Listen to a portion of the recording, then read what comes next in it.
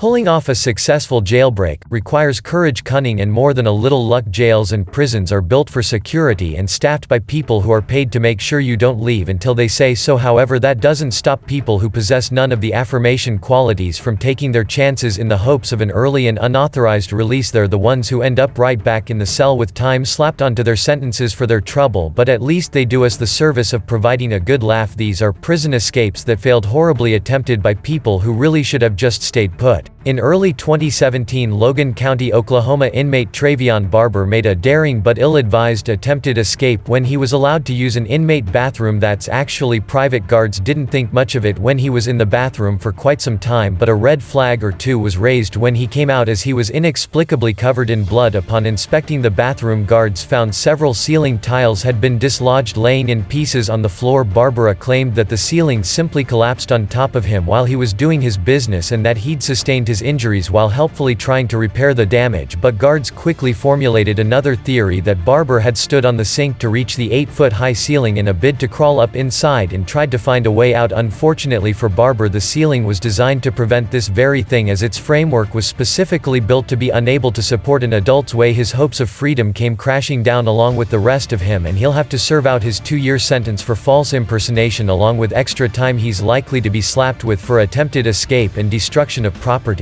A pair of young crooks were having a bad day at their New Zealand court appearances in 2009. One had just been handed a 2-year sentence for assault and the other was in court for a parole violation along with fresh charges of auto theft. The two were handcuffed together by chance while waiting, and when they saw a chance they made a decision to make a break for it and figure out their handcuffed situation later. However, they only got about 10 seconds to think it over. They stumbled and got pepper sprayed, but got up and continued to run, then with a court deputy chasing them in the pepper spray undoubtedly causing problems. The two failed to get themselves on the same side of a light pole that was in their path. One went one way, the other one another, and the two criminals wrapped around the pole and cartoonishly slammed into each other's faces. They stayed on the ground for longer than their brief flight lasted and were eventually hauled to their feet and led back to their cells to await new escape charges. In 1989, drug kingpin Benjamin Barry Kramer was serving a life sentence at Metropolitan Correctional Center in Miami, one of the main prisons housing Florida's many major drug offenders. In the 80s, this kingpin had apparently watched one too many episodes of Miami Vice because he attempted an escape method that nobody would ever expect to work outside of a TV show or Hollywood action movie. During yard time one morning, stunned inmates watched in disbelief as a helicopter lowered itself into the exercise yard, a yard that was designed specifically